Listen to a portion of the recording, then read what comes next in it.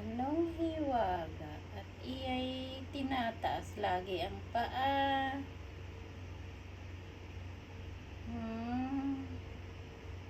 Laging itinataas ang paa. Yan siya guys, oh.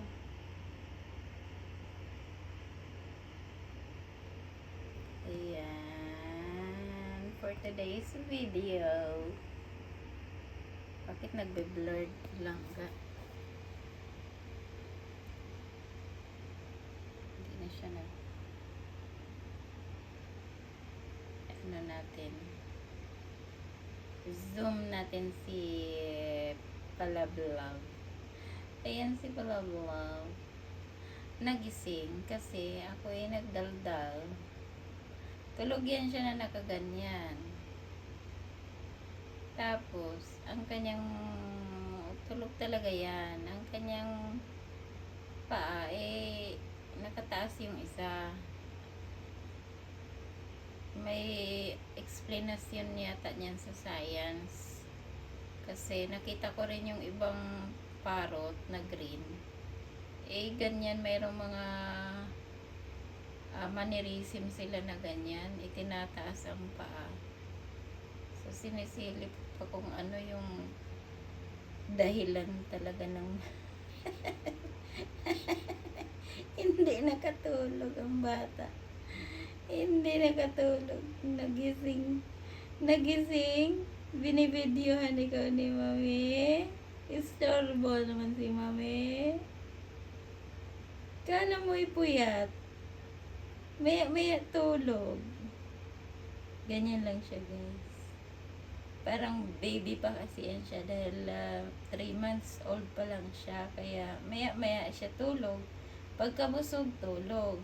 Pero pag palabasin mo ay lilipad siya. Pero kung saan siya tatambay, matutulog lang din doon sa tatambayan niya. Halimbawa doon sa taas ng cabinet, matutulog lang din siya doon. Ayan. Ngayon, pinapractice ko siyang suotan ng kanyang harness. Kaya para masanay. Hindi pa siya komportable. Hindi ko naman pipilitin, pero sasanayin ko siya gawa ng para mailabas ko nga siya. Para mayroon naman siyang masagap na hangin sa labas.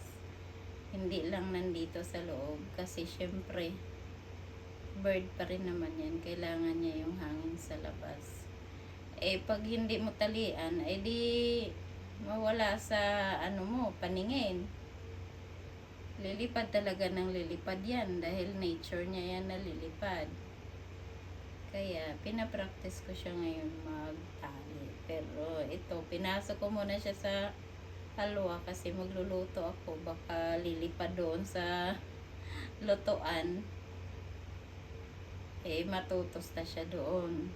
Maya-maya naman nakita ko ito, tulog na tulog ang bata. Kala mo puyat.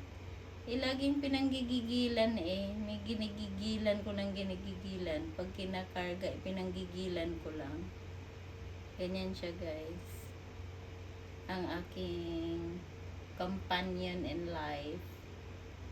Thank you for watching for today's video. Ayan, update natin kay Love. Ganyan na siya kabig. Himala, nandyan siya sa ibaba, nag-sleep. Nag-sleep yan siya. Hindi lang halata. Halata na. Ayan, kikitang mata niyan. Pero naka-ano nga yung niya, taas yung isang paa niya. Nakataas at naka-curl. Ayun lang guys. Thank you for watching.